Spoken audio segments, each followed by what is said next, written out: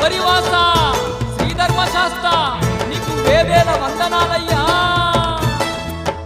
ఓం శ్రీ స్వామియే శరణమయ్యప్ప.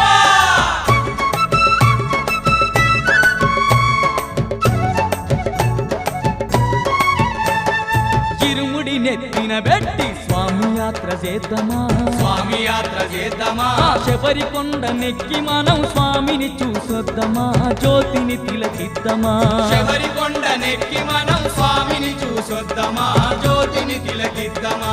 ఇరుముడి నెత్తిన పెట్టి స్వామి యాత్ర చేద్దామా, స్వామి యాత్ర చేద్దామా, శబరి కొండ నెక్కి మనం స్వామిని చూసొద్దామా, జ్యోతిని తిలకిద్దామా.